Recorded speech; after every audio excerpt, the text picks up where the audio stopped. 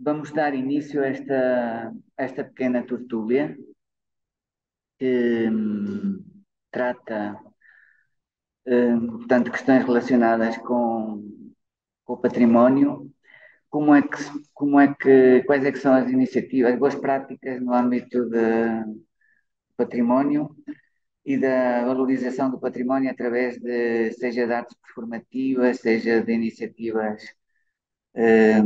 no âmbito das humanidades digitais, agora que está tudo isso um pouco na moda, entre aspas, e gostaríamos aqui de não apresentar nada a nível de PowerPoint, mas sim falar um pouco com pessoas que utilizam recursos das áreas das artes performativas, teatro, exposições, música, para desenvolverem conjuntamente atividades relacionadas com o património, seja património em risco, seja património consolidado, seja arqueologia, portanto, falar um pouco com pessoas que já têm essa experiência e que trabalham não diariamente, mas ou esporadicamente, ou em algumas situações com instituições públicas e privadas, que desenvolvem e têm sensibilidade para este tipo de iniciativas. E,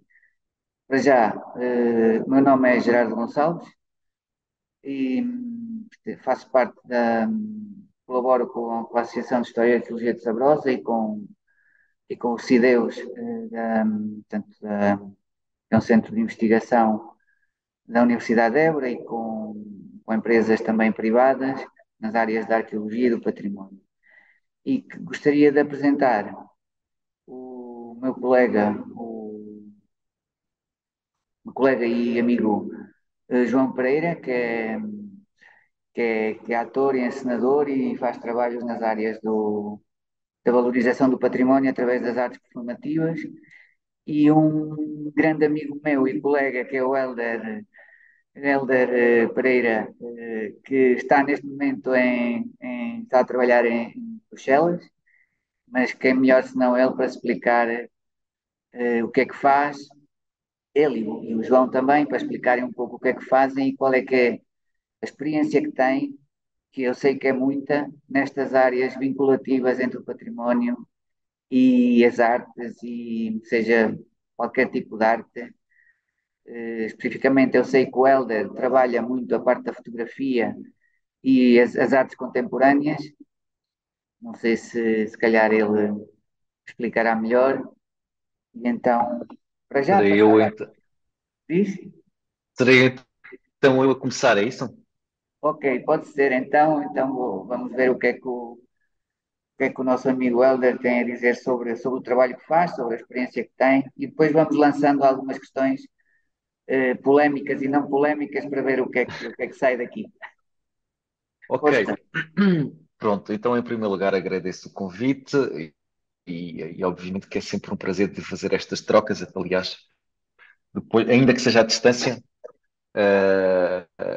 as trocas para quem trabalha na área do teatro e para quem trabalha na área das artes performativas são sempre extremamente importantes. E acho que em todas as áreas também são extremamente importantes. Não é só na área artística, mas na área artística é mais,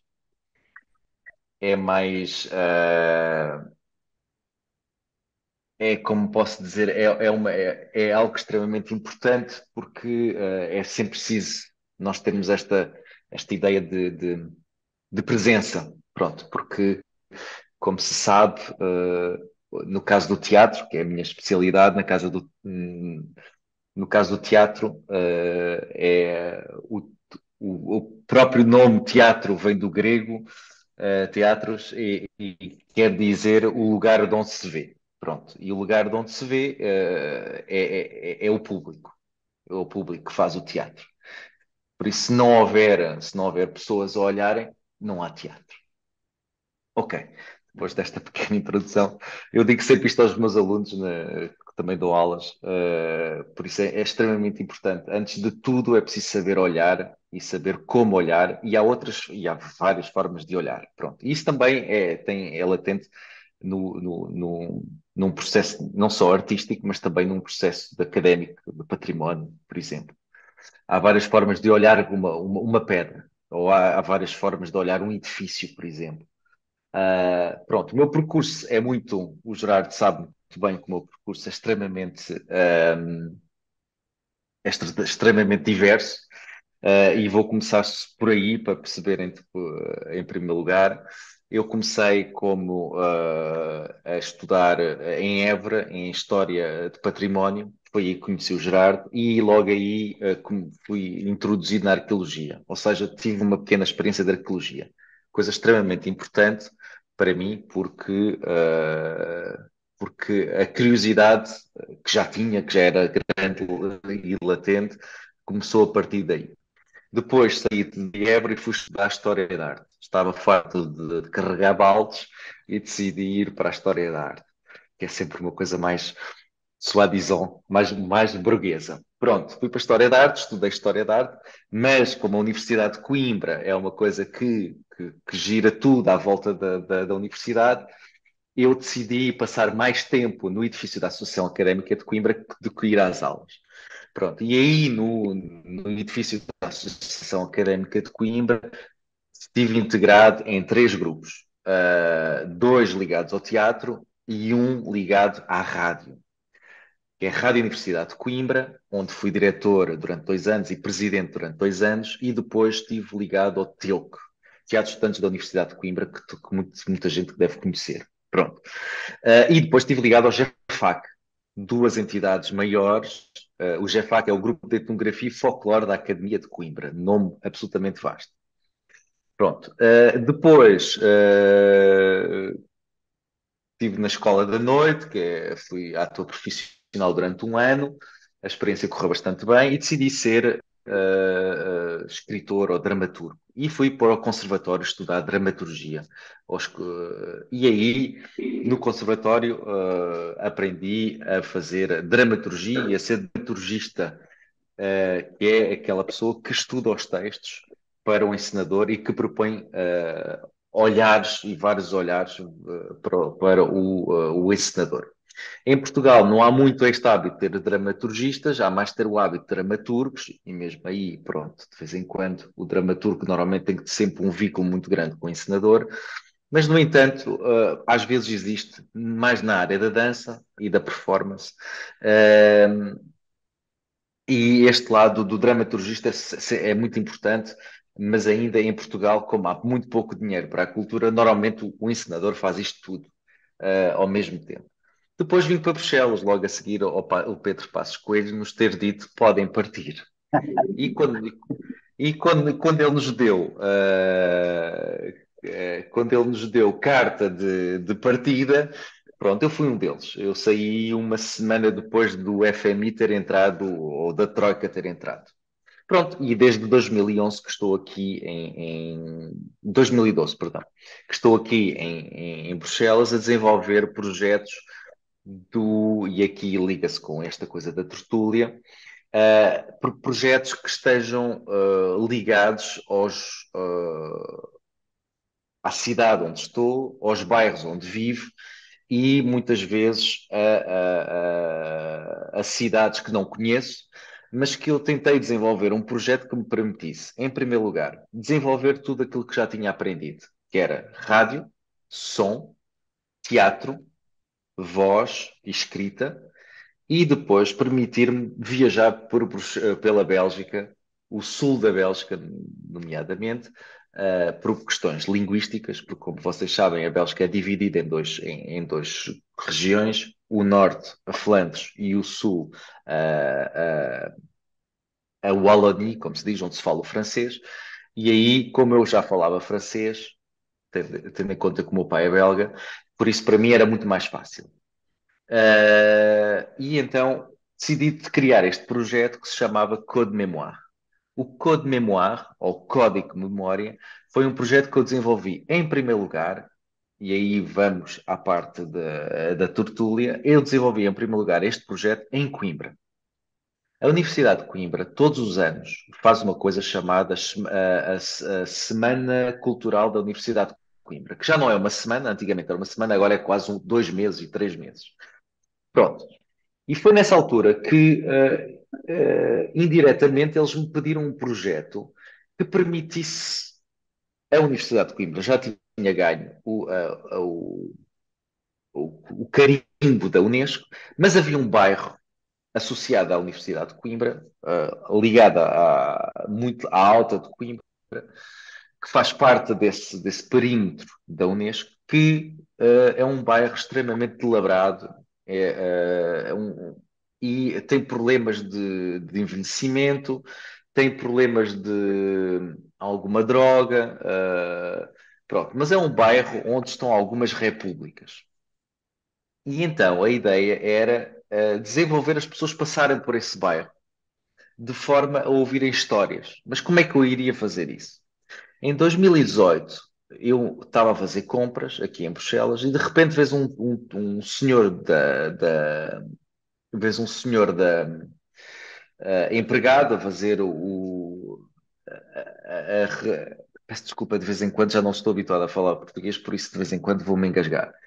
A fazer o reabastecimento das estantes e de repente ele estava a scanar coisas.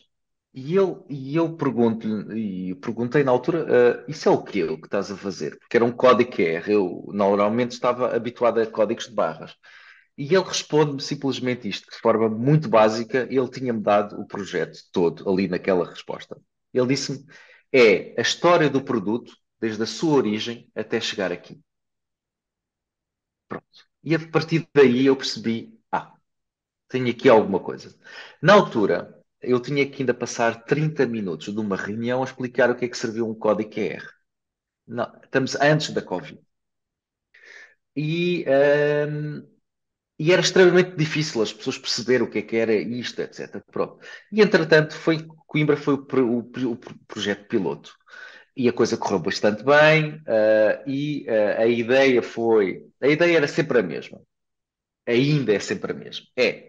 Eu vou aos locais, falo com as pessoas, faço participar as pessoas no projeto, atores e músicos dos locais, dos territórios onde estou a trabalhar. Tudo isto é, como se diz em francês, fait maison. E depois faz-se o projeto, faz-se um périplo e as histórias misturam a realidade e a ficção. Para mim não me interessa absolutamente nada estar associada à história. Para mim, o que me fascina é a ideia de criar histórias que façam imaginar coisas. Pronto. Para mim, não me interessa absolutamente nada de saber que aquele edifício é de 1415 e que aquele ali nasceu, não sei o que mais. Posso dizer um pouco isso, mas sei que aquele edifício tem que ter uma história diferente, uma história que eu misturo e que estou entre a realidade e a ficção. Pronto. Uh, e foi assim que foi desenvolvido o Código Memória. Teve o seu projeto piloto em Coimbra, depois coloquei-o aqui num bairro urbano, completamente no centro de Bruxelas, e desenvolvi. Esse projeto ganhou em 2019 um prémio do Ministério da Cultura, que na altura já tinha esta ideia de fazer a digitalização de projetos culturais. Pronto. Depois entrou a pandemia. Correu muito bem pós-pandemia, porque já não tive que passar 30 minutos das reuniões a apresentar o que é que era um código QR, já toda a gente sabia o que era um código QR, o que facilitava e iríamos logo passar 10, 30 minutos a falar de orçamento, obviamente. E pronto. E assim que foi desenvolvido este tipo de projetos, o Código Memória neste momento está em 5 sítios na Wallonie, em territórios não muito conhecidos, isso é uma coisa que também me agrada, e presumo eu que este código, que este projeto permite as pessoas conhecerem de forma diferente os territórios onde estão. Pronto. É só isto que eu tinha para dizer e consegui, acho que fazê-lo em 10 minutos ou se calhar menos, ou mais. Pronto. Pronto, é só isto. Para vos dizer que tudo aquilo que eu fiz antes da universidade e durante a universidade permitiu-me desenvolver este tipo de projetos. Agora, neste momento, estou a desenvolver um outro tipo de projeto que não nada tem a ver com códigos QRs, ou se calhar um pouco, ele ainda está em maturação, mas para mim é extremamente importante criar novas formas de apresentar o património, novas formas de olhar o património, e também de o viver, não é? A questão também é essa, é que muitas vezes o património, aqui na Bélgica, eu falo aqui na Bélgica, às vezes está fechado, e as pessoas não conseguem entrar. Pronto, e então esses códigos QR têm que estar cá fora e as pessoas têm que imaginar o que está lá dentro, o que também não é mau, porque permite abrir a imaginação. Mas, pronto, há este tipo de limitação.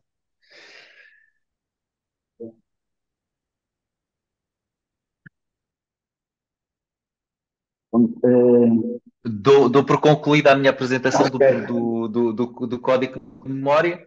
E depois tenho outros projetos à parte, mas não vale a pena desenvolver agora porque não tem interesse para a tertúlia. pronto. Eh, eu sei que nos estás a ver, a gente é que não te está a ver a ti, porque o computador está virado para o público. Mas tu estás-nos a ver a nós, tu não estás a ver o público. Sim, eu não estou a ver o Eh, público, só estou a ver-te, a ti e e ao João, ao João, peço desculpa. pronto, é só porque viramos a tela para o público poder, pronto, poder saber, ver quem é que estava a falar, não é? Olha, muito obrigado pela tua apresentação. Também passei muitos anos, alguns anos na Bélgica, e tenho muitas saudades da Bélgica, que é um país extraordinário, sobretudo a parte sul, como tu disse, né? A parte norte não gostei tanto, mas sei que, e também concordo contigo, que o património na Bélgica está não é aberto, ou seja, mas no entanto investe-se, pelo que eu conheço, investe-se, o setor público investe muito na preservação e na valorização de algum património. E pronto, o Orçamento de Estado também tem algum reforço para isso. Pronto, agora queria também pedir aqui ao João para falar um pouco dele e apresentar algumas ideias e alguns projetos que eu sei que ele tem desenvolvido. E bem, porque já está a ter muita repercussão, ainda bem, e também colabora connosco em alguns projetos, pelo menos um projeto que temos na associação. Portanto, João, pois, Sim, quanto mais cumprimento o colega, que eu não vi o nome na altura, é o Helder, e parabéns pelo excelente projeto que tem. Queria também agradecer ao Gerardo e à Dina este convite para estarmos aqui hoje a falar um bocadinho sobre o património e as práticas no património. Eu também sou ator, eu também tenho formação de base como ator, eu teria curso em Masters, estará quase 30 anos, e dediquei-me, desde cedo, a minha profissão hoje em dia é utilizar o teatro como ferramenta terapêutica em contexto psiquiátrico. É isto que eu faço há mais de 25 anos no Porto, nos principais hospitais psiquiátricos do Porto, o Hospital Magalhães Lemos e até há bem pouco tempo o Hospital Conde Ferreira e outras associações, onde justamente aproveitamos os instrumentos do teatro para potenciar e trabalhar competências de doenças de foro psíquico grave. Portanto, estamos a falar aqui de doentes de foro psíquico grave, embora devidamente compensados. Portanto, este é o meu trabalho, o meu trabalho cotidiano, e é isso que eu faço desde que acabei o curso e desde que vim para Portugal, portanto, há mais ou menos quase 30 anos. Há 5 anos esta parte, uma viagem trouxe-me aqui à zona de Lamego e Tarouca. Apaixonei-me por este território, apaixonei-me por esta cultura, apaixonei-me por estes mosteiros de Cisteira. Aliás, hoje estamos num magnífico mosteiro do século XII de Santa Maria de Salzedas, onde tem uma sexta sacristia fabulosa. E então eu comecei primeiro a fazer espetáculos no património, porque eu ligo, pronto, ainda bem que há perspectivas diferentes sobre o património e abordagens diferentes para o património. Vi há pouco o Helder a dizer que para ele não seria muito importante a história do património, mas a criação de novas histórias, o que eu acho excelente, mas eu acho também que é excelente também um outro lado. Portanto, acho que esta complementariedade é enriquecedora, e a mim o que me motiva nestes projetos, que já adiante explicarei quais são, é justamente a carga histórica dos espaços, a espessura do tempo e a densidade que estes espaços transportam. as pessoas por que aqui passaram, o tempo que aqui passaram, porque é que isto é assim, e, no fundo, sentir a atmosfera, tentar sentir essa atmosfera através do conhecimento histórico do próprio espaço. Para mim isso é importante. Portanto, eu comecei a trabalhar aqui, não aqui em Salzedas, mas com o Museu de Lamego, e a trabalhar a rede de monumentos do Val de Varosa, que é composta por 3 monumentos cistercienses, um franciscano e uma capela de São Pedro de Balsemão, ainda visigótica, portanto, uma coisa ainda mais antiga. Portanto, eu comecei por trabalhar a figura de São Bernardo. São Bernardo foi uma figura muito importante. Não foi o criador da Ordem de Cister, mas foi o principal impulsionador da Ordem de Cister. E a Ordem de Cister teve uma importância enorme na consolidação e definição de Portugal. Portanto, estamos aqui a falar de uma ordem que veio de Portugal no século XII, portanto, da mesma região de Conde Henrique, da região da Borgonha. Portanto, São Bernardo era da Borgonha, Conde Henrique era da Borgonha. Portanto, havia uma relação, uma relação espacial da origem, quer do nosso Conde Henrique, quer do São Bernardo de Claraval. E então, nessa disseminação da Ordem de Cister, aqui a zona de Tarouca e de Lamego foi, de facto, uma zona onde se implantou de uma forma decisiva a Ordem de Cister, sendo o Mosteiro de São João de Tarouca, de 1143 ou 1144, por aí, um dos primeiros, o primeiro, isto é controverso, mas se calhar o primeiro mosteiro da Ordem de Cister em Portugal. A polémica dá-se também com o mosteiro de Lafões, mas pronto, nós aqui, eu sou do Porto, aqui em Lamego, nós preferimos aceitar que o primeiro realmente foi o mosteiro de São João de Tarouca. Bem, fiz o primeiro espetáculo, conheci o diretor então do Museu de Lamego, Luís Sebastião, portanto, um espetáculo in situ, portanto, texto, Apologia para Guilherme, um texto fabuloso, São Bernardo de Claraval, inédito em Portugal na altura, portanto, havia uma tradução do latim, um texto de perfeita atualidade, feito na sala do capítulo, portanto, feito no sítio onde teria sido feito há 800 anos, e a partir daí começou uma relação mais próxima com este território. Entretanto, como havia estes 5 espaços, e como de alguma forma depois a nova diretora do museu, Alexandra Falcão, me incluiu de alguma forma de ser embaixador para as artes e espetáculos desta rede de monumentos de Val de Varosa, que é composta por 5 monumentos, o Mosteiro Santa Maria de Salzedas, onde estamos, o Mosteiro de São João de Tarouca, que falei há pouco, o Convento de Ferreirinho, a Ponte Fortificada de Lucanha e também a Capela de Balsemão. Havia a necessidade, e eu entendi que havia a necessidade de haver uma dinâmica cultural e artística nesses espaços. Daí surgiu este projeto Sangue Novo e as Antigas, que teve o apoio da Direção Regional da Cultura do Norte, através do Museu de Lamego, e também da Câmara Municipal de Tarouca, da Câmara Municipal de Lamego e da Antena 2 a nível da divulgação. E qual era o conceito? O conceito é muito simples, o conceito deste Sangue Novo e as Antigas é pegarem jovens em formação, portanto, de escolas de música, de teatro, de outras artes formativas, e levá-los ao património. Nós sabemos, e atuar no património, nós sabemos que parte fundamental da formação de um artista, de um músico, de um bailarino, de um ator, é também a sua apresentação pública. E se nós pudermos apresentar publicamente, ainda no período de formação, para eles será uma mais-valia, porque tem o público em frente. Portanto, há aqui esta necessidade, ou esta valência importante de apresentar publicamente o trabalho que vão desenvolvendo e criar uma dinâmica no património. Portanto, temos aqui a necessidade de uma dinâmica do património regular. Muitas vezes o património é alvo de epifenómenos, acontecem determinado tipo de atividades e depois fenómenos. Há aqui uma relação depois mais complicada do público com o património. E fico com estes acontecimentos de vendedor mais artístico. Portanto, o Sangue Novo e as Antigas tem esta função regular. Ela decorre de maio a outubro, com concertos mensais, música, teatro, dança, cruzamentos artísticos. Portanto, no fundo, este é o conceito. Temos o património, temos os jovens artistas e depois temos a história.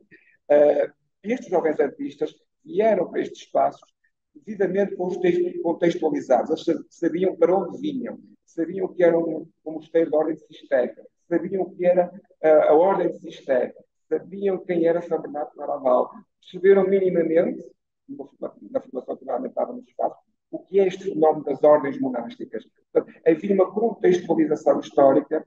Quando eles chegavam a estes espaços, realmente eles sabiam qual era a importância histórica para Portugal. E este mosteiro onde estamos, por exemplo, foi mandado construir por Dona Teresa, esposa segunda da Gasmeliz, setor do Henriques. Portanto, há de facto uma identidade, um sentimento de apropriação neste espaço. Nós somos, porque os portugueses acho que também têm às vezes um problema que é uma má relação com a sua história, ou uma valorização, uma desvalorização da sua história. E às vezes essa desvalorização pode acontecer por falta de conhecimento. Porque acho que quando conhecemos, nós podemos ou não aderir, mas quando não conhecemos, é muito difícil a adesão. Portanto, o conceito é este, é formar estes jovens no sítio onde estão, nas escolas, dar alguma informação acerca da história dos monumentos onde eles vão intervir. Portanto, temos monumentos, temos jovens em formação artística e temos a história. E é destes três pontos que nós constituímos o sangue novo e as antigas. Portanto, o próprio nome indica o sangue novo são eles e as vias antigas a este espaço onde estamos. Por isso, funciona desta maneira o nosso conceito de sangue novo e as antigas, já vai na sua terceira edição, tendo as duas primeiras edições corrido muito bem, esta terceira também começou muito bem e vai continuar também bem. Portanto, este é o conceito do sangue novo e as antigas. E eu desenvolvo também outro projeto do património, denominado Oikos, a Casa Comum. Nada tem a ver agora, ou não tem tanto a ver com a parte artística. Ainda o sangue novo e as antigas. Fazemos questão, então, que venham jovens de todo o país, mas integrando sempre jovens da comunidade. Academia de Música de Tarouca, Academia de Música de Lamego e jovens, portanto, do território, juntamente com os jovens que vêm da Covilhã, de Castelo Branco, de Viana do Castelo, possam juntos partilhar um espaço artístico, um espaço físico, onde possam trocar experiências, onde possam também andar pelas localidades, para trazer uma dinâmica aos espaços.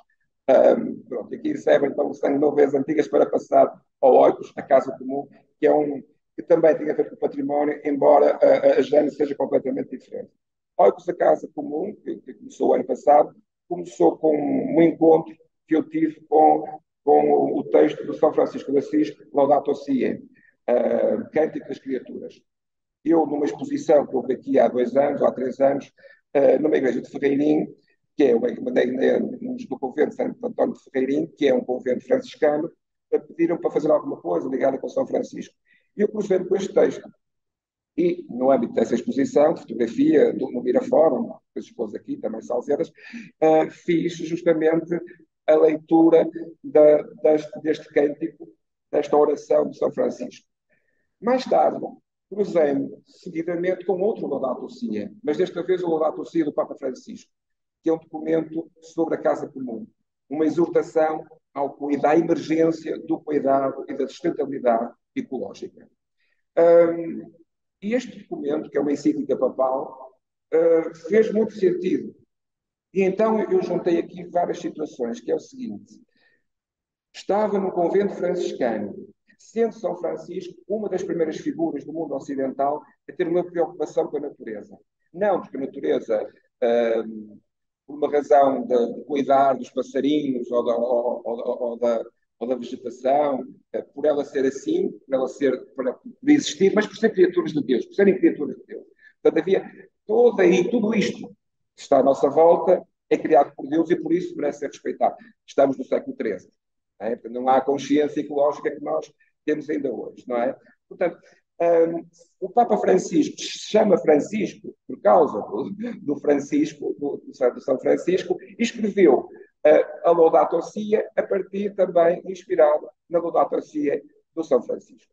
Estando eu, então, no convento franciscano e cabendo-me a mim criar uma dinâmica cultural e artística no convento franciscano, lembrei-me que podia ser muito interessante nós fazermos daquele espaço um fórum de reflexão sobre a sustentabilidade, a ecologia e o cuidado com a Casa Comum. E é aqui que surge, então, esta ideia. Vamos pegar neste espaço e vamos fazer um fórum de discussão regular sobre a sustentabilidade ecológica. Eu tinha visto algumas coisas do Colégio de Bernardin, em Paris, e tinha visto que eles também faziam uma coisa semelhante, não sobre a ecologia, mas também no coro alto da igreja batiam temas da atualidade. E eu achei, isso é muito engraçado, aproveitámos o coro alto para falarmos de temas ecológicos. E então comecei, na minha rede de contactos, a convidar pessoas das mais diversas áreas, desde aquelas áreas mais óbvias, como é a biologia, não é essa parte, a outras áreas. Por exemplo, há áreas visuais, tivemos connosco um realizador de cinema, vamos ter connosco agora, em véspera de Santo António, um frade franciscano, tivemos alunos das escolas, tivemos um gestor de barragens, também trabalho muito com a UTAD, também, Vila Real. Portanto, vem normalmente biólogos, ornitólogos também, semana passada com o Paulo Travassos, também um colega da associação. Portanto, no fundo, o que é este espaço? É um espaço que funciona de fevereiro a novembro e onde são convidadas pessoas das mais diversas áreas para verem a perspectiva ecológica. Tivemos também em abril, já não lembro muito bem, também integrado no Fórum Internacional também de Livros, como é que a ecologia é vista pela Torá, pelo Alcorão e pela Bíblia.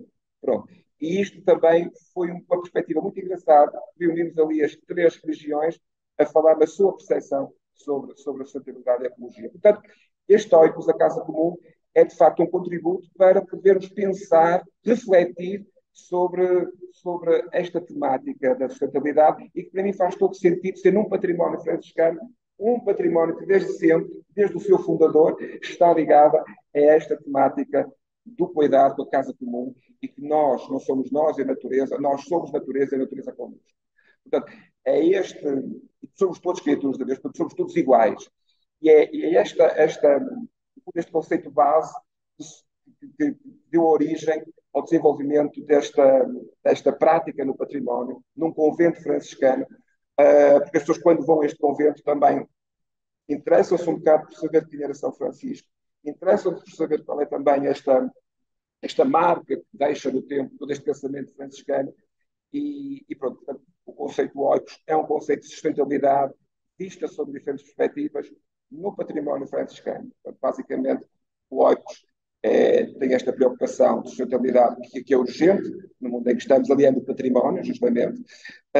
E depois, o Sangue Novo e as Antigas, onde põe também a prática artística e a história também na fruição do património. São mais ou menos estes dois conceitos de trabalho do património que eu desenvolvo. O Sangue Novo desde 2020 e o Oikos desde 2020. Basicamente é isto. Tem muito trabalho feito, coisas super interessantes. Desculpa. E também trabalho com o Druida, nas Touças também, não vamos esquecer aqui os anfitriões, com a mesma ordem de ideias também. Houve a necessidade, não me lembro, do Gerardo e a Dina, queriam fazer uma animação, pronto, queriam também criar ali uma diferente animação nas Touças, e eu também, como fiquei impactado com aquele espaço, não é? Realmente quem vai às Touças não fica indiferente à presença da natureza e do espaço.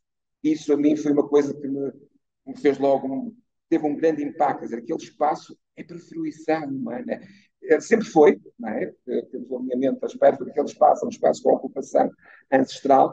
E então, como é que nós podíamos criar ali uma coisa que envolvesse as pessoas? E então lembrei-me um bocadinho deste pensamento druídico, uma grande comunhão entre a natureza e o homem. Portanto, para mim fez muito sentido criar esta personagem que não diz praticamente nada, mas, de alguma forma, acolhe as pessoas e guia-as para aquela energia do espaço, para aquela natureza que fala por si. Ali as palavras são completamente sinaóicos, as palavras são fundamentais para produzir pensamento. No Druida e nas Touças, as palavras são completamente acessórias, porque o espaço fala por si. Aí sim, eu acho que não é preciso de grande enquadramento, porque quem está ali sente o enquadramento. Não é? Sente o enquadramento que sentiram as comunidades que lá estiveram. Se escolheram aquele espaço, é porque ele tem alguma coisa, não é? Porque ele nos toca profundamente. O druida, no fundo, é permitir, é um elemento que, de alguma forma, dirige, sem dirigir, apenas acolhe e acompanha as pessoas para a fruição de um espaço, para a fruição de um tempo, para a fruição de uma paisagem. E isso, para mim, dá-me uma imensa alegria. E acho que também, das pessoas que têm participado, pois a experiência que temos tido, é, de facto, as pessoas entram nessa dimensão extratemporal de fruição completa do cheiro, do vento, das cores, da paz, do silêncio que aquele espaço tem. E o silêncio tão necessário na nossa vida atual. Aquele espaço propicia tudo isso. Portanto, Aqui a intervenção do teatro é minimalista, porque é mesmo isto. Daí também ser um projeto que muito me fascina estar naquele espaço, o prazer que me dá estar naquele espaço. Portanto, eu faço um trabalho, sobretudo, para o meu prazer. E quando eu faço para o meu prazer, é muito natural que eu consiga transmitir este prazer aos outros e ele também seja o prazer de todos. No fundo, é o meu prazer, tento contribuir para partilhar, transformar o meu prazer no prazer de todos, para um bem que eu acho que é importante, seja as artes para os miúdos, seja a reflexão sobre o ambiente, seja a fruição de cada um espaço tão extraordinário como é o espaço das coisas. Sim, pronto, antes de mais, muito obrigado pela explicação e por apresentar esse conjunto de atividades que são fantásticas, porque em Portugal, digamos que não há muito essa. Surgiram em alguns sítios, em tempos, algumas atividades que ligavam a parte. Já não estou a falar de recriações históricas, que é outro mundo. As feiras medievais que começaram a despoletar-se aí um pouco por todo lado, já é quase uma imagem, um merchandising, uma imagem de Só marca. interromper, Gerardo. Alguém dizia com piada que hoje em dia há mais feiras medievais que na Idade Média, que é uma coisa É verdade, extraordinária, é não é? verdade. Uma coisa fantástica. Obrigado. Não, isso causa um. Ou seja, digamos que, do meu ponto de vista, é espetacular o trabalho que o Helder faz e que o João faz, cada um na sua perspectiva, cada um na sua ideia. Mas E estamos em acho. simultâneo, não é? Sim, sim, sim, sim, pode falar. Eu só queria dizer, eu depois não desenvolvi, mas efetivamente eu agora estou a trabalhar num território que é 85% do território é dedicado à agricultura e estou a desenvolver um trabalho com os agricultores, onde a ideia é perceber o que é que existe de cultura dentro da agricultura e o que é que existe de agricultura dentro da cultura. E a ideia aqui a ideia do João, é isso, tenho aqui apontado, sou péssimo em aula.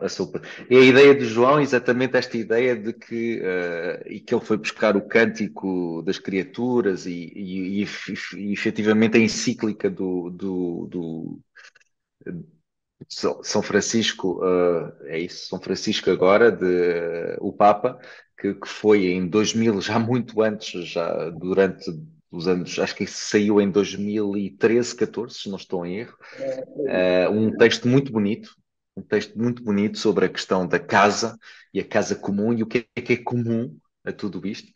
E é muito interessante, efetivamente, esta ideia de que, de como é que a natureza Uh, e, uh, e envolvendo a natureza no meio disto tudo, existe um filósofo agora que está muito na berra em França, que teve a ousadia de dizer a boa ousadia de dizer que a natureza não existe.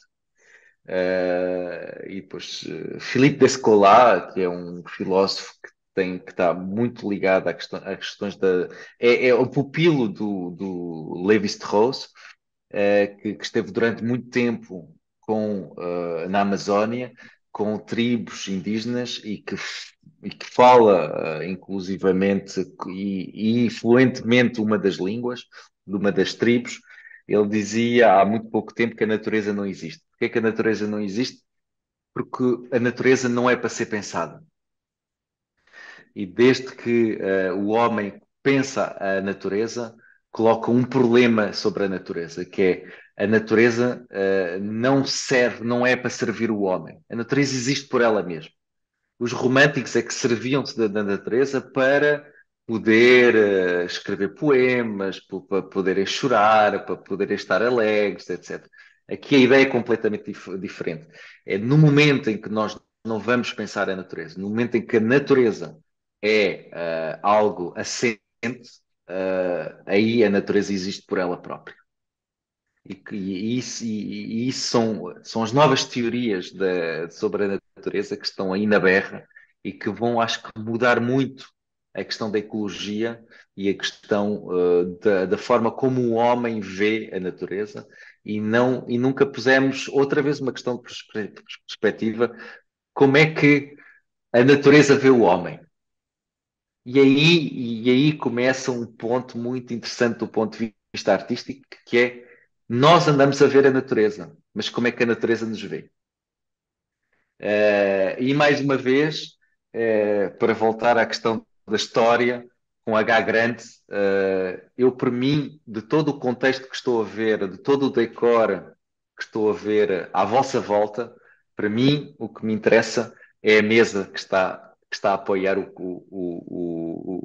computador. Essa mesa que é tão invulgar, para já sou um adorador de mesas, mas para mim o importante do património é essa mesa. É o chamado, mais uma vez, ligado à natureza. Eu gosto muito da ideia, muito americana na filosofia, que era pegar no ordinário. Durante muito tempo, os filósofos americanos, evidentemente no início da América, estavam absolutamente. Já não queriam saber da vida, da morte, dos grandes temas. Para isso já não lhes interessava. Para eles, o que lhes interessava era o garfo, a faca, a colher, a roda. Isso para eles é que era importante, porque o ordinário torna-se extraordinário. E é nesse ponto que é muito engraçado trabalhar do ponto de vista artístico. Como é que uma flor, que é ordinária, que é uma coisa absolutamente normal, uma pedra, uma mesa, torna-se extraordinária porque demos esse sentido. E a arte tem esse lado. É tornar as coisas do lado do ordinário extraordinárias. E isso é uma questão filosófica muito engraçada, que foi muito estudada, e pronto. Sobretudo por Walter Emerson e o grande Walton, que escreveu, o filósofo, que escreveu o Walden, o Senhor dos Bosques, que é Henri de David Thoreau. E a partir daqui que nós começamos a ter uma outra perspectiva sobre a natureza e sobre esta questão do extraordinário e do ordinário. Mas pronto, acho que. E a ideia de nós somos natureza e a natureza somos nós, segundo Filipe Descolat, nós não somos natureza e a natureza nunca será como nós, porque há outras formas de pensar, há outras formas de sentir o mundo e basicamente, efetivamente, precisamos de um e do outro. Mas até agora não temos sido muito respeituosos da natureza. Por isso eu não sei até que ponto a natureza um dia não nos vai puxar o tapete e não nos vai deixar de ser respeituosa e provavelmente nos vai atacar, porque não, não sei. Mas efetivamente a natureza tem muito de vitimização da nossa parte e é importante nós vermos a natureza também. Provavelmente, se calhar, já não é importante ver a natureza, é deixar que a natureza nos veja. E isso é o outro lado. Ok, Gerardo, peço desculpa. Por isso, sou um pouco, eu concordo contigo que a natureza nos vê, não só nos vê, como vê a cultura que nós produzimos, mas o problema aqui é que cada vez há menos natureza a observarmos. Ou seja, isso é um problema, porque quanto menos natureza houver a observar-nos, menos consciência nós temos dela, porque ela vai desaparecendo. Eh, eh, Lembro-me sempre de uma história, quando era pequeno, fartava-me de ver, como é que se chamam aqueles animaizinhos, insetos, pirilampos. Quando era pequeno, lembro-me de ver centenas e centenas de pirilampos à noite. Hoje, em dia, já não sei há quantos anos não vejo um. Eh, e à medida que o tempo vai passando, menos seres vivos existem, menos seres vivos olham para nós. E nós, como quando cada vez há menos contacto temos com eles e menos contacto temos com a natureza. Por isso é que às vezes é importante esta ideia esse projeto do João também, que é utilizar espaços culturais e espaços simbólicos, sendo culturais, são simbólicos porque no chapéu gigante no chapéu de chuva gigante que se chama cultura, conseguimos meter tudo. Eu já na tertúlia, há 2 anos, numa tertúlia, tinha assim, por descargo de consciência, que havia aquela questão de não há orçamento para a cultura, nunca há verbas para a cultura é muita coisa e não há sensibilidade por parte dos representantes para as questões culturais, tendo imenso património nas freguesias, nos concelhos, nas autarquias, e depois cheguei à conclusão de que era preciso investigar um pouco esta questão dos números. E como é que se pode materializar esses números a partir dos recursos que o património oferece. E então lembro-me que penso que estava o João também, nessa tertúlia, fui procurar números, estatísticas dos monumentos, dos visitantes, e cheguei à brilhante conclusão de que a cultura materializada em museus, em galerias, em exposições, é bastante rentável. É muito rentável. Eu não estou a dizer com isto que acho que a cultura tem que dar lucro, a cultura não tem que dar lucro, mas tem que ser sustentável e é sustentável. Os números que recolhi hoje em dia, há pouco mais de 2 meses ou 3 meses, fizemos um trabalho para a Universidade do Minho e fomos lá apresentar um trabalho que dizia respeito ao património, à cultura, à gestão autárquica do património, aos museus, e nesse processo fui investigar mais números. Esses números dificilmente estão acessíveis, ou seja, não é fácil encontrar essas estatísticas. Mas da última pesquisa que fiz, dos 4 primeiros museus nos 22 países europeus, se contarmos os 4 primeiros museus nesses 22 países, chegamos à conclusão de que em 2017, 25% da população europeia entrou nesses 4 museus. Estamos a falar de 4 museus por país. Agora, se formos fazer as contas, quantos museus há em cada país e que todos eles, ou quase todos, são visitados, e se acrescentarmos a isso o valor extraído, os recursos extraídos de cada uma dessas visitas, chegamos à brilhante conclusão. Por exemplo, posso dizer que em 2017 o Museu do Louvre, só o Museu do Louvre, teve 9 milhões de visitantes. Isto faz um bocado pensar que dos 604 museus em Portugal que existem, uma parte, penso que 30 e tal por cento privados e o restante públicos.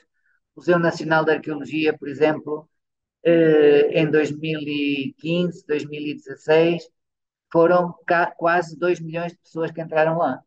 Ou seja, são recursos que estão aqui, ou seja, são recursos que ligam o ambiente, pois ligam o ambiente, porque na maior parte deles estão em sítios que, mesmo sendo alterados pelo homem, ainda mantêm uma componente ambiental.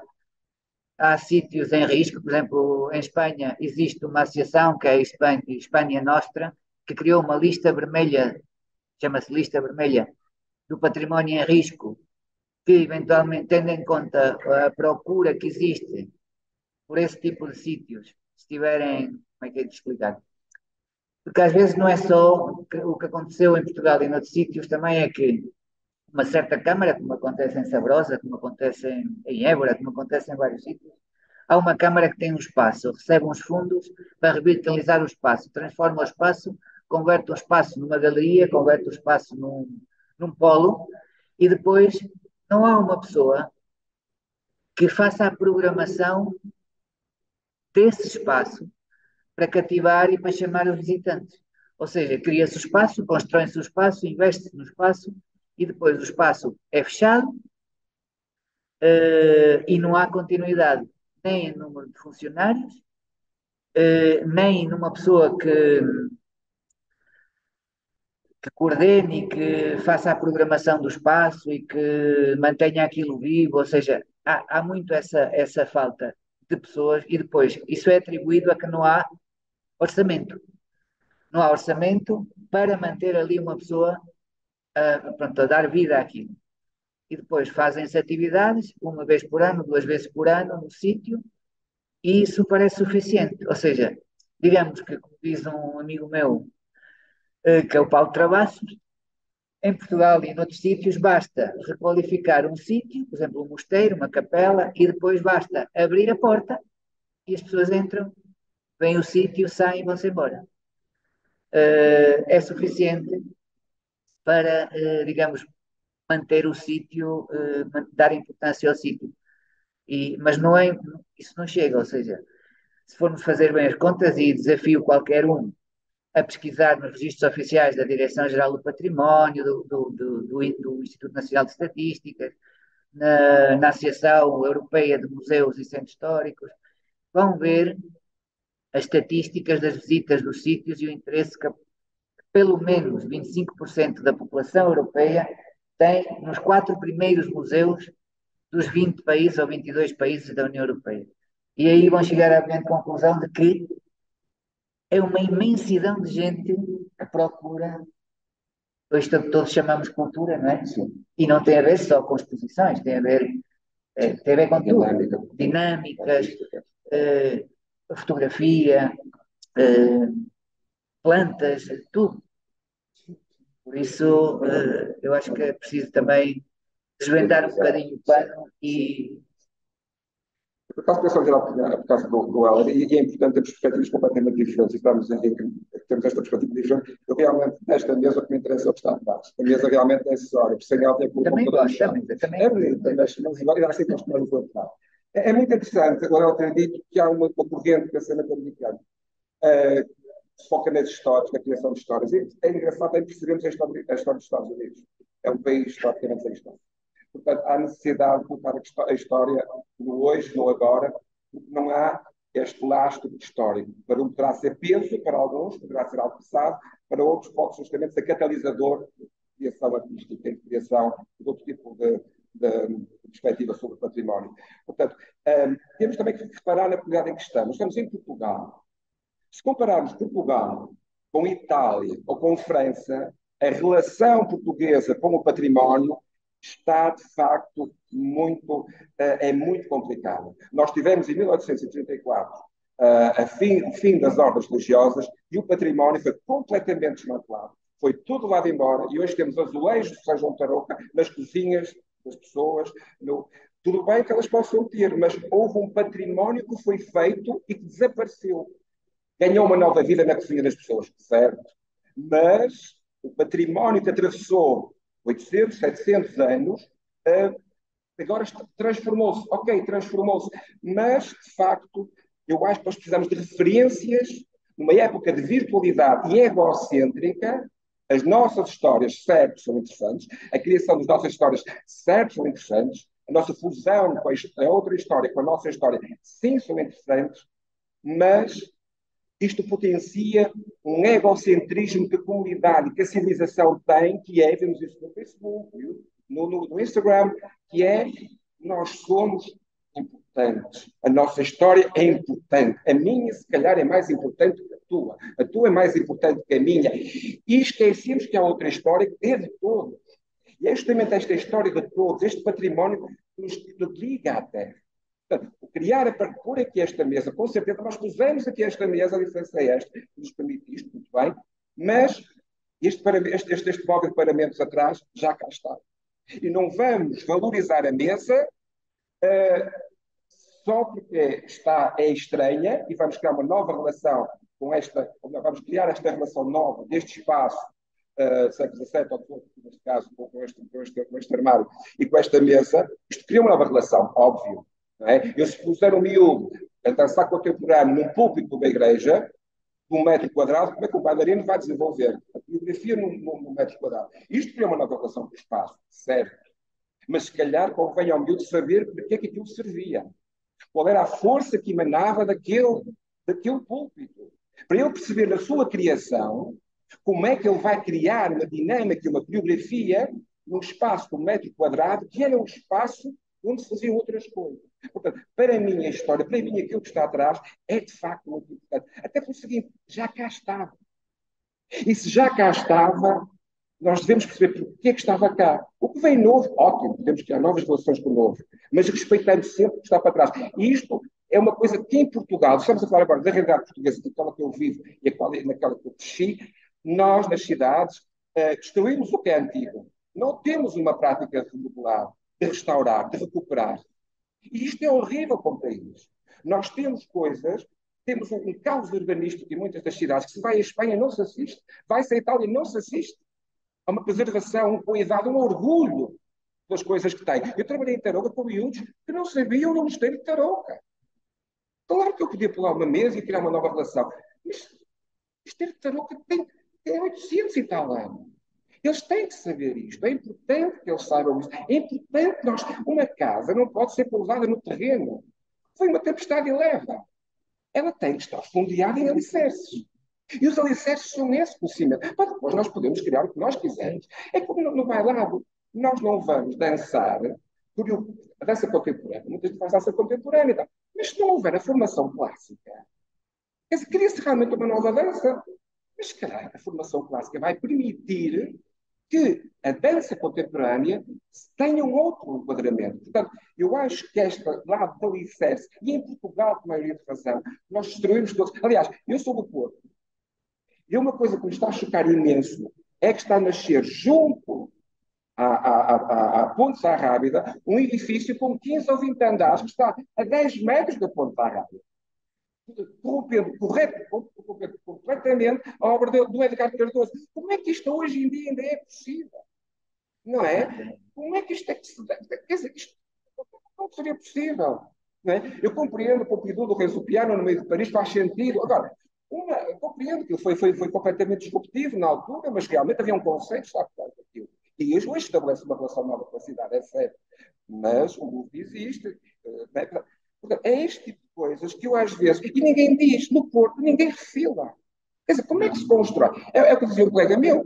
Dizer, um colega meu, não, porque está a vir na televisão, que é, isto é um prédio contínuo. Qualquer dia, sou o João Paulo, diz qualquer, vou dizer, mas o que é este mamarracho à beira desta planta? E vou mandar destruir. Quer dizer, isto não faz sentido. Como é que isto ainda acontece? E isto acontece muitas vezes por falta de sentido crítico. E porquê que há falta de sentido crítico? Porque não há conhecimento. Sim, sim. Não é? Portanto, eu acho que o conhecimento, a fundação, os alicerces são essenciais. E hoje em dia, numa altura em que a realidade virtual, nós vamos deixar de perceber o que é verdadeiro, o que não é verdade, o que é falso, o que não é falso, é importante nós termos alicerces, porque senão vamos perder o pé completamente. Nós somos uma cultura de imagem, não é? Vemos coisas, não é? Vemos muito. Os nossos olhos são sobredimensionados, não é? O olfato, se calhar, está menos prevalente agora, a audição, mas os olhos, nós vamos entrar numa cultura onde vamos perder a noção do que é real e o que não é. Portanto, se não há uns alicerces, uma consciência crítica, se calhar vamos ficar aí um bocadinho a boiar, não é? Portanto, é que eu acho que, eu acho que é muito importante isto também, é a noção do egocentrismo que está cada vez mais prevalente na nossa sociedade. E isto eu acho que é muito mau. Nós esquecemos o respeito, muitas vezes, pelo outro. E isto não são ideias, basta ver o Facebook e o Instagram. Que as pessoas querem opinar sobre tudo. As pessoas não sabem, mas querem opinar. Não percebem, querem opinar. E depois gera-se violência na parte opinativa. Porque, como há ignorância, os argumentos são populistas, e então há aquela ignorância e é essa violência que falta conhecimento. Como é exposto publicamente, não é? Como é exposto publicamente, toda a gente quer ter razão. Isso E como toda a gente quer ter razão, o que é que funciona aí? Funcionam os argumentos simplistas. Ou seja, a simplificação ao máximo faz com que toda a gente possa ter razão, porque lá está. Antes, eu não sou, eu detesto, não detesto, mas eu estou, para mim, deve ter a ver com a parte da formação em arqueologia. Para mim, ao contrário do Helder e ao contrário do João, ou seja, juntando as duas coisas, a mim interessa-me tudo. Interessa-me a mesa, interessa-me o espelho que está ali, interessa-me porque esta questão do trabalho que a gente faz, que tem a ver com, basicamente, com reconstruir, estou a falar agora na parte da arqueologia, se bem que eu trabalho um bocado noutras áreas, mas nós andamos à procura do lixo, ou seja, nós andamos à procura daquilo que o homem deixou, sendo lixo, depositado em camadas e camadas e camadas, e esse lixo pode ser desde uma faca, pode ser um prato, pode ser um copo de plástico, pode ser com esta coisa da arqueologia industrial, complicam-se mais as coisas, a arqueologia contemporânea, ou seja, tudo interessa para reconstruir. Eu percebo o que o João diz do ponto de vista da educação patrimonial e percebo o que o Helder diz do ponto de vista de que um artefacto utilitário como esta mesa também tem a sua história. Eu percebo que o Helder não vá, ou seja, não esteja muito como é que é de explicar? Não se trata de sensibilização nem nada disso. Trata-se de compreender a importância da mesa pela mesa em si. Ou seja, o que é que a mesa representa para o cotidiano contemporâneo. Não de onde é que a mesa veio, nem a história da mesa. Tudo isso é importante, talvez a formação mais contemporânea, mas tudo é importante. É preciso a articulação bem definida entre as coisas e tentar mostrar às pessoas, neste caso eu, aos jovens não são, mas partindo dos jovens, porque, como todos vocês sabem, nos últimos 20 anos, 20 a 25 anos, a questão das humanidades tem sido posta, digamos, um pouco de lado nos programas escolares em relação às partes técnicas, às partes das ciências exatas, das ciências naturais, acresce a isso ainda a falta de incentivo à reflexão sobre as coisas. Ou seja, é, a problematizar as questões. Isso nas escolas, sobretudo nos pequeninos, já nem falo do 12º nem do 11º, pronto. Falo porque, como é que eu sei isso? Eu não estou nas escolas, eu não sou professor de escola, já fui, mas não sou.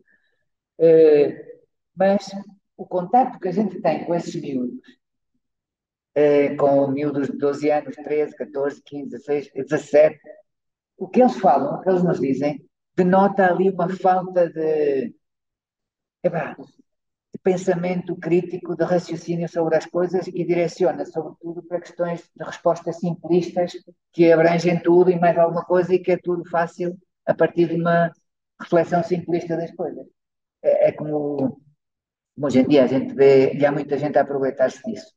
Há muita gente a aproveitar-se da incapacidade dos jovens em atingir a reflexão sobre as coisas. E como são apresentadas soluções simplistas, não é necessário refletir. Aquilo está lá, é assim, não é? Isso passa desde a parte do património até a parte da sociedade civil, até a parte da comunidade. O próprio regime totalitarista que normalmente é exatamente. A instrumentalização das pessoas é feita Mulher. em épocas de crise, ou então anteriores ou posteriores à crise, imediatamente, e depois aproveitam-se resultados, propostas simplistas para, digamos, encaminhar as pessoas para ali. E o que a gente tem visto, e quem estuda a história sabe, e quem não também, que nestas épocas anteriores à crise, durante a crise e posteriores à crise, ali naquele período, é possível mobilizar milhões e milhões de pessoas através destas soluções simplistas que depois, como todos temos visto, dão mau resultado. Primeira Guerra Mundial, Segunda Guerra Mundial, ninguém se apercebeu no fim da Primeira Guerra Mundial que não era bom, não iria ser bom submeter aquelas pessoas da Alemanha, submeter aquelas pessoas àquela pressão económica, àquela pressão aquilo não ia dar um resultado. E foi uma resposta simplista a uma crise. Bem, nesse caso não foi tão simplista, mas no fundo foi.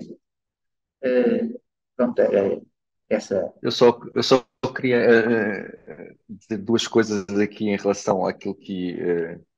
Pronto, em primeiro lugar, quando tu falas do Louvre, o Louvre já não é um museu, hein? Não sei se. O Louvre é uma marca. O Louvre é uma, é uma marca, ou seja, a ideia do Louvre é exatamente, existe o Louvre em Abu Dhabi, existe o Louvre em Lille, tornou-se uma marca, já não se tornou um museu, já não é no sentido, já não é no sentido, obviamente que tem as suas, que tem o lado museológico absolutamente afinado e gasta-se milhões no Louvre, e inclusivamente tenta sempre colocar o Louvre como se diz, na utilização do TikTok. Foi um dos primeiros museus a utilizar o TikTok. Hein? Está sempre ao lado destas vagas que aparecem. Em relação a abrir a porta e já está feito, efetivamente é um problema, é preciso encarar numa coisa que é muito essencial, que é a formação das pessoas que abrem a porta. Ou seja, no sentido em que ponham-se pessoas que saibam o que é programar, ponham-se pessoas que saibam o que é organizar um concerto, coloquem-se pessoas o que é organizar uma exposição. E isso, obviamente, que não é para todos. Existem cursos, existe uma formação, de cada vez mais existe essa formação. Tu não vais colocar a tua mão a um dentista para ser tratada. Tu vais colocar a tua mão a pessoa que perceba de mãos e que perceba de ossos. Percebes? Pronto. Um dentista é a mesma coisa. Não vou estar a fazer. Depois, a ideia de que é uma coisa muito, muito importante. Eu acho falando outra vez da mesa, e não estou aqui, mas acho interessante isto. Eu, a partir dos meus 30 anos, decidi tornar-me minimalista e ter muito pouco na minha vida. E pronto. E lembro-me de uma história muito bonita que aparece num livro chamado A Sabedoria do Oriente, com o prefácio do Anselmo Borges, que foi meu professor em História das Religiões. Anselmo Borges, que eu não sei se ainda continua a escrever para o Diário de Notícias. Antigamente era ele que escrevia para o Diário de Notícias e o Frei Bento Domingos escrevia para o Público. Pronto, mas eu lembro perfeitamente desta pequena história. O leque existiu. Quem inventou o leque foram os chineses. Mas o leque não se abria nem se fechava. O leque um leque era qualquer coisa aberta, em que as pessoas punham aquilo na mala e as pessoas utilizavam um leque que já estava aberto. E foram os japoneses que utilizaram o prego. Ao colocar o prego no meio de um leque, eles podiam abrir e fechar o leque. Aquele mínimo prego fez toda a diferença no leque, porque o leque tornou-se qualquer coisa que se podia pôr no bolso, que se podia transportar, era qualquer coisa portátil. E o leque depois tornou-se, ao abrir e fechar o leque, esse pequeno prego também criou toda uma simbologia, toda uma linguagem, claramente burguesa e claramente na altura, ou seja, uma mulher abria e fechava o leque se ela queria ou não discutir com o homem ou com a pessoa. Dava para esconder a face. No flamenco, por exemplo, também bastante conhecido, o leque tem toda uma simbologia, uma linguagem. E foi aquele prego, foi aquele prego que fez toda a diferença. E eu acho que isto é muito engraçado e esta história marcou-me sempre. Eu, enquanto pessoa que escreve, gosto de pôr pregos, gosto de continuar a fazer pregos. E acho que é importante esse lado, esse detalhe. Às vezes as pessoas dizem que o diabo está nos detalhes, há outros que dizem que Deus está nos detalhes. Pronto, não sei, um ou outro, faremos. E para terminar a minha pequena intervenção, eu lembro-me perfeitamente que em 96, 98, a discussão que houve em relação ao CCD. E agora toda a gente aceita o CCD e ainda bem que foi feito o CCD. Ainda que, pronto, mas eu lembro-me perfeitamente das discussões, os abaixo-assinados, tudo o que foi feito em relação ao CCD. As coisas depois vão mudando, as pessoas vão integrando. Efetivamente, em Portugal, de vez em quando, há uns quantos pato-bravos que fazem umas coisas horrendas. Como aqui existe um conceito que é muito espalhado do ponto de vista da arquitetura, chamada bruxelização. Foi quando se decidiu arrasar com o centro de Bruxelas, deixando uma parte só e colocar escritórios. Não somos, a Bélgica não é de todo o melhor exemplo, passo já a citar, não é de todo o melhor exemplo, nomeadamente Bruxelas. E pronto, só queria deixar esta intervenção aqui e passo a palavra. Só por causa do prego, estamos conjuntos aqui a dizer. Este mosteiro está cheio de pregos, ou seja, ele está cheio de novidades e de junção de coisas que não eram óbvias, que se juntaram, nomeadamente das funções arquitetônicas. Portanto, ele está cheio de pregos também. Portanto, se calhar por um capital que não era costume, ou foi criar uma nova relação com o próprio espaço, ou por uma portanto, ela está cheia de cenário aquele Cristo colocado ali, na altura foi um prego, se não era ali que tinha que ser encontrado, ser colocado. Portanto, este mosteiro e estas obras sofreram intervenções desde o século, neste caso, o século XII ao século mais ou menos século XVIII, talvez, mais ou menos, está cheio desses pregos, dessas novas relações que se estabelecem com o que já está. Portanto, nós passamos há pouco aqui em dois claustros, o segundo claustro é um prego, porque o primeiro claustro é medieval, o segundo é neoclássico. Portanto, esse claustro neoclássico é justamente o prego e criou uma relação diferente com todo o espaço. Portanto, no fundo, estamos cheios de pregos também à volta. É só uma botarda, né, acerca da importância do prego. No fundo, começamos da importância da mesa e terminamos na importância do prego. Acho que pode ser engraçado. Sim. Pronto, não sei se queres. Meio disso. Ainda podes ficar um bocadinho, Helder. Ou já foi? Posso ficar apenas 10 minutos ainda, sim. Ok, então. Pronto, não. Às vezes nós pensamos que nós, quando falo de nós, falo de mim, não é? Que é muito simples. Gerardo, só queria, esqueci-me aqui de uma coisa muito importante e que o João provavelmente vai também, provavelmente não sei, também não é o objetivo é dar a razão, porque não é esse o objetivo, mas a ideia de que muita da formação não passa, obviamente que passa por uma parte, eu acho que 60% acho que passa pelos professores, no sentido em que eles passam muito tempo com os miúdos, mas em casa é que é lixado. Porque eu dou-te o exemplo dos miúdos que vão fazer teatro, ateliês de teatro. Como é que é possível um miúdo ir fazer um ateliê de teatro que passa uma semana se depois o pai ou a mãe, quando digo o pai e a mãe, vem com uma série de chavões que são drogados, que não fazem nada, que são homossexuais, E este lado é que é muito, muito, muito duro para uma criança depois sair também. Eu acho que a formação dos pais é extremamente importante. O sentido crítico, o meu sentido crítico veio através dos meus pais. Não veio muito através da escola, ainda que a escola me tenha dado também sentido crítico. Mas a escola dá-te os modelos, etc. E depois és tu a trabalhá-los. É importantíssimo os pais. E eu acho que às vezes esta geração, que muitos deles, mais do que no 25 de Abril, antes do 25 de Abril, como tu sabes, foram para a universidade. E muitas vezes eu vejo pessoas que estiveram, meus colegas que estiveram junto à universidade, bancos de coisa, ainda terem atitudes de extrema-direita, quer dizer, a que é que serviu aquilo? A que é que serviu 5 anos de bancos de escola se é para aquilo? Percebes? E isso deixa-me um bocado frustrado no meio disto tudo. Os pais, a educação em casa é extremamente importante. E é nesse plano. Se é para meter os miúdos a ocuparem o tempo em ateliês de teatro, só para os despacharem e fazer outra coisa, opá, tudo bem.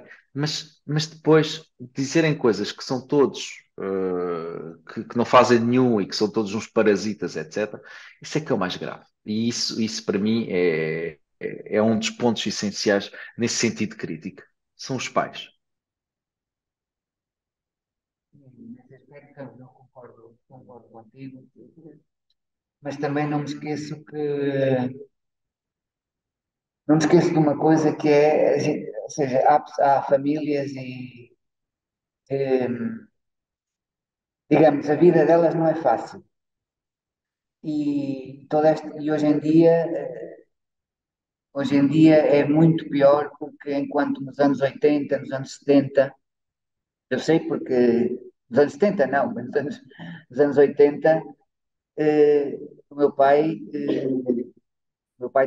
trabalhava, não é? A minha mãe ficava em casa. O meu pai trabalhava 8 horas por dia, 9 horas por dia, e o ordenado dele dava para viver, dava para alugar a casa, dava para ter carro e de vez em quando dava para dar um passeio por ano. Hoje em dia, duas pessoas a trabalhar mais do que 8 horas por dia não conseguem, em parte, na maior parte dos casos, sustentar razoavelmente uma casa. E a problemática depois, por trás disto, é que hoje em dia, ainda bem que há a democratização das coisas, não é? Mas através da democratização das coisas há esta transparência pública das diversas situações e das diversas problemáticas que existem na sociedade e as pessoas vão acumulando, acumulando, acumulando. Portanto, provavelmente no início tivessem mais calma e essa capacidade de reflexão e tudo isso e transmitir, só que chega-se a um ponto em que eu concordo com o que estás a dizer, concordo que a parte da educação, da reflexão e da capacidade de avaliar as situações e de mostrar o que é bom, o que é mau, eu não sou. eh, eh, ou seja, eu acho que as coisas não são ou boas ou más, há uns matizes ali pelo meio que, digamos, uns cinzentos mais curtos, cinzentos claros, ou seja, nem tudo é bom, nem tudo é mau, mas perdeu-se um bocado esta capacidade de incutir nas crianças uma certa reflexão sobre as coisas, independentemente de toda a gente ter direito a avaliar se a cultura é importante, se não é importante, se acham que é mais importante ou menos importante, se pensam mais para a direita, se pensam mais para a esquerda, se pensam mais no centro, se concordam com a privatização de tudo e mais alguma coisa, se acham que a privatização que é um erro descomunal, toda a gente tem. O problema é que a reflexão sobre estas questões não é sustentada em reflexão sobre os dados, ou seja, as pessoas não vão procurar, e hoje em dia há uma coisa que se chama a verdade, não é, como é que uma expressão que é a pós-verdade, ou seja, a pós-verdade é, digamos, é a utilização de coisas, de informação não tão verdadeira, mais falsa, e tentar justificar uma lógica, um argumento em função, utilizando essas coisas, esses dados que não são completamente reais, misturados no conjunto e misturados nas redes sociais, é pouco importa se são muito reais ou pouco reais, ou são menos falsos ou mais falsos, ou seja, é uma confusão eh, generalizada. E é preciso ter muito, digamos, é preciso ter uma mente aberta e reflexão apurada sobre como, e há coisas que estão evidentemente escondidas, ou seja, há informação que a sociedade não quer que saia cá para fora de uma forma tão simples e tão fácil como há outra informação que sai, não é? Porque há informação que não convém estar tão disponível quanto isso, enquanto há outra que convém que esteja muito disponível. Mas concordo contigo que nem tudo tem que ser feito na escola, mas a escola também tem uma. Mas, não, A mas escola tem uma e só para dar uma outra deixa, que acho que é importante, o serviço público que existe em Portugal que é, por exemplo, tomado pela RTP, pela RTP2 e pela rádio, a Antena 1 e a Antena 2 e a Antena 3, tem uma grande culpa também do cartório, não é? Porque eu pergunto, eu já não estou em Portugal há algum tempo, mas pergunto quantos programas tens ligados à cultura em Portugal, em horário nobre, por exemplo. Na Antena 1, a esta hora, quase que aposto que já começou a tarde desportiva, não é? Ou seja, enjorcam os orelhas das pessoas às vezes, durante 9 horas com futebol. Amanhã, certeza que já vi aqui pessoas ontem no meu bairro onde eu vivo, pessoas com bandeira do Benfica, suponho que o Benfica tenha ganho. Pronto, este lado é que eu pergunto quantos programas de filosofia tu tens dedicados em Portugal? Olha, Quantas horas tu dispões para a crítica teatral, para a crítica de artes de espetáculo? A questão é essa, quer dizer, tu não tens muitos programas, acho eu. nós tivemos, Pergunto agora, mas acho que não tens muitos programas dedicados à Antena 2. Sim, tens provavelmente a Antena 2, não sei. Não estou a falar de enumeração de projetos, de espetáculos. Isso não é cultura, isso é jornalismo. Ou seja, uma pessoa te estar-te a dizer que vai ver na Carlos Gulbenkian num espetáculo de jazz e não sei o que mais, isso não é cultura. Isso é jornalismo, isso é descrição, isso até uma criança pode fazer se souber ler, ok? Não estamos a falar disso, nós estamos a falar de porque é que aquele espetáculo é bom, porque é que se aquilo foi bom, se aquele espetáculo está a ser bom ou mau, pronto. A única vez que eu, nos últimos tempos vi tanto a falar sobre teatro foi quando aconteceu aquele caso do São Luís. Aí toda a gente falou de teatro, mas acho que acho que já morreu esse lado, já morreu. Pronto, é isto. Isto vai por vagas, é chato. Pronto, eu sei que é chato. Pronto. sim, nós tivemos uma dificuldade enorme. Estamos a organizar agora em junho, dia 21, História e Arqueologia e Património e Comunicação em Sabrosa. E, quer dizer, ainda bem por um lado, porque o encontro tinha a ver com de que forma é que o património, a cultura, o património, a arqueologia era transmitida através da comunicação e como é que se transmitia esta informação. Ou seja, vai haver pessoas na área do património, da arqueologia, vão falar das experiências que têm, sobre os projetos que têm e como é que transformam todo este conhecimento para o público, seja o público jovem, seja quem for. E tivemos uma dificuldade enorme em encontrar um jornalista em Portugal que tratasse das questões do património e da cultura. Encontramos três, dos quais dois não responderam e um estamos ainda a aguardar. Mas isso, por um lado, foi bom. Por outro lado, foi bom, porque permitiu-nos contactar pessoas de outros países. E então, como tínhamos, isto é só uma parte, como tínhamos pensado fazer uma homenagem a um historiador francês que morreu, foi assassinado num campo de concentração na Segunda Guerra Mundial, que é o Marc Bloch. Tínhamos pensado fazer esta sessão de homenagem num dos dias do evento. E então estamos a contactar jornalistas e então apareceu uma senhora chamada Suzette Bloch, que vive a sul dos Pirineus, na França. E andamos a investigar e mandei-lhe uma mensagem a convidar para vir falar sobre. Mas depois andamos a pesquisar e descobrimos que era a neta do Marco Bloch. A senhora super simpática, é jornalista, trata coisas também da cultura e decidiu vir ao evento. Portanto, isto é para dizer o quê? Em Portugal, assim, não conheço todos os jornalistas, mas fui com base naquilo que via na televisão, em alguns jornalistas que tratavam coisas mais ligadas ao património, mas ou seja, eu não sei se será por falta de interesse, não sei se será porque isso não dá, aliás, eu sei porque é porque esse tipo de programas não aumentam o share das empresas de comunicação, não é? Acho que tem a ver com isso. Sim, claro, claro. Eu acho que, em Portugal, por acaso, nós temos uma programação. Pronto, RTP2, eu acho que ainda assim tem uma programação bastante interessante a nível de séries, de teatro, de bailado, de alguns programas também refletivos sobre filosofia aos domingos à noite, o senhor a discorrer com um cenário minimalizado, discorrer sobre os mitos gregos, quer dizer, que é uma coisa completamente anacrónica, mas agora, qual é o problema? Qual é o share daquilo?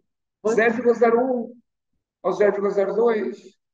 Quer dizer, há realmente um trabalho, como dizia o André bem, da família. Se o pai põe a ver uma coisa de grande, quer dizer, se não motiva ao filho, vamos ver uma coisa diferente, vamos ver uma série diferente, uma série. RTP2 tem uma coisa muito engraçada, que é, normalmente é essa preocupação, que é dar séries finlandesas, israelitas, suecas, inglesas, uma perspectiva cultural completamente de culturas diferentes. Agora, se o pai está em casa e está a ver alguém a falar se aquilo foi fora do jogo ou não foi fora do jogo, de casa de 5 centímetros, o filho está ali a perceber aquilo e a esposa está aquilo, quer dizer, aquilo não é nada para a evolução do jogo. Quer dizer, não é? Portanto, e concordo plenamente com ela, quer dizer, os pais têm uma função, porque o serviço público até oferece.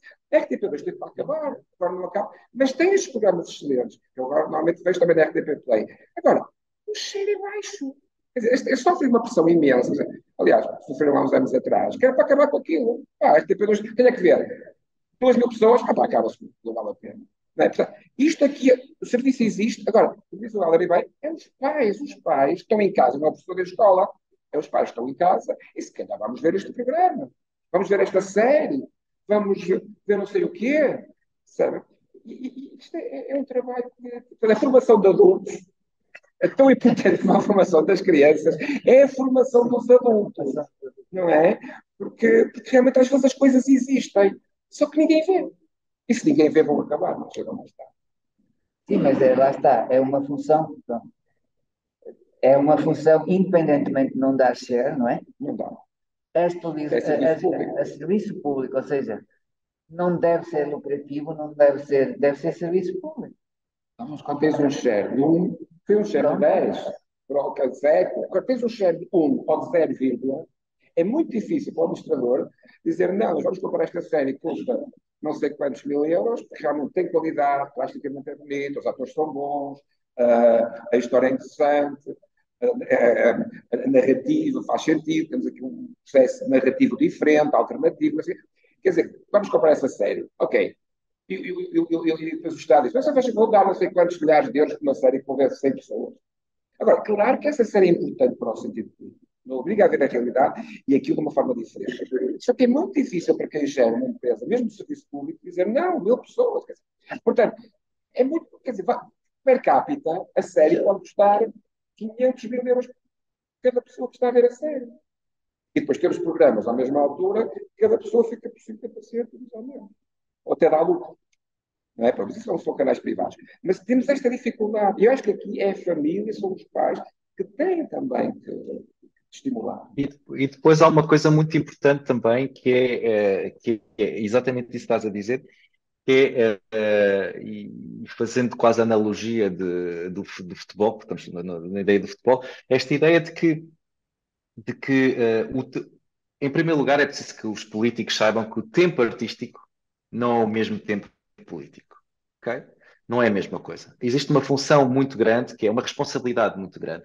A pessoa, Alex Ferguson, que ficou durante 20 anos no mesmo clube, apanhou muitas vitórias, apanhou também muitas derrotas e esteve sempre lá. É sempre isso, é essa a questão. É que quando tu recebes, por exemplo, onde vocês estão neste momento, vocês não vão ter público nos primeiros 2 anos. Há um investimento. E esse investimento tem que ser um investimento a longo prazo, no sentido em que não vamos ter público provavelmente agora como vocês querem, como vocês desejavam tanto, mas estamos a fazer um trabalho. Estamos a fazer um reconhecimento deste trabalho. E depois, provavelmente, daqui a 3, 4 e 5 anos. O problema muitas vezes que se passa é que tem que haver este investimento, um investimento e a recuperação de investimento, às vezes tem que ser, muitas vezes, as pessoas têm aquela ideia, tem que ser automático. Nós não estamos a falar de créditos de bancos. É diferente. O tempo, o tempo artístico, o tempo de programar, de instaurar, de que as pessoas assimilem, etc. Por exemplo, nós temos exemplos muito, muito em Portugal de bons festivais, como por exemplo o Sem Soldos, deu trabalho, começou com muito pequeno. O Festival de Sines, por exemplo, grupos enormes chegaram ao Festival de Sines. Ok? Obviamente que isto tem tempo, tem que haver uma espécie de confiança. Tem que haver uma espécie de confiança no futuro. tem que, por exemplo, haver como tem que haver um trabalho, porque as- e voltando às crianças, as crianças têm que perceber que por detrás de um palco existe uma produção, existe um trabalho de produção. E isso é importante. Para mim, cada vez mais, lembro perfeitamente quando estava no conservatório, a ver já pessoas com esta visão de dizer: não, não, os produtores também são artistas. Porque os produtores, quando estão em frente a uma página Excel, têm que ser suficientemente artistas para perceber, ok, este critério aqui, se calhar, não vamos utilizar agora aqui, vamos utilizar para outro. E esta ideia de que os produtores também são artistas é extremamente importante. E não são só pessoas que estão ali para fazer execuções, etc. Não, não, são artistas também.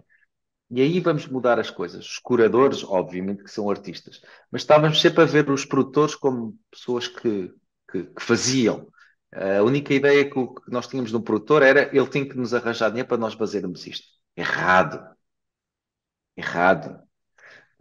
Isto é muito importante também de compreender que do ponto de vista artístico também as coisas mudam e o projeto que o João está a ter neste momento não vai ter provavelmente a visão para 3 anos, mas talvez para 4, talvez para 5. É preciso insistir, insistir, insistir, insistir, insistir, até que a coisa depois possa existir por ela própria, que é esse o objetivo.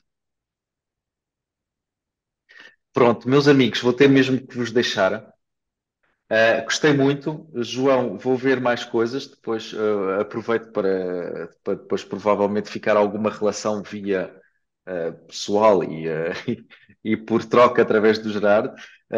Mas gostei muito dos projetos e gostei sobretudo disto.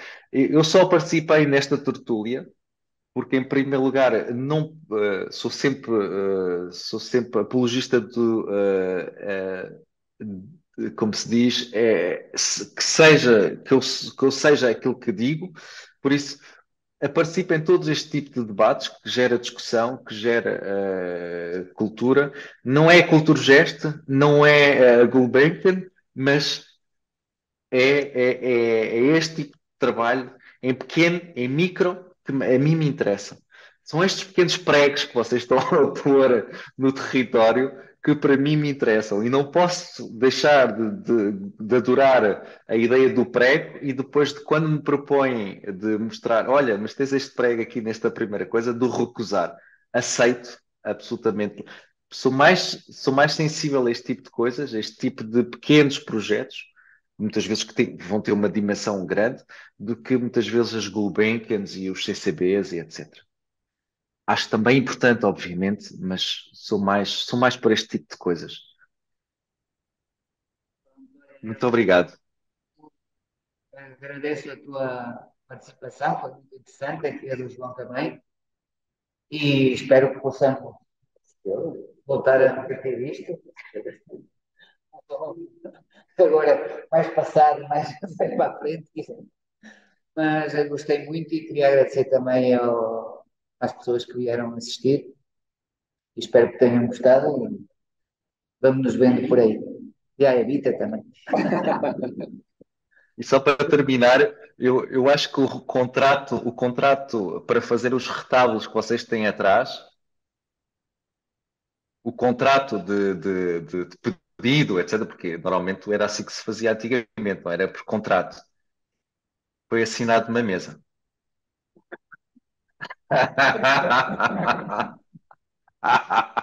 Provavelmente nessa mesa. Pronto, estou a brincar. Era só para terminar em brincadeira. Pronto, mas sim, estou. Sim, olha, Helder, esta gravação vai ficar disponível. Depois envio o link. Acho, ok, acho muito bem e efetivamente acho que é importante.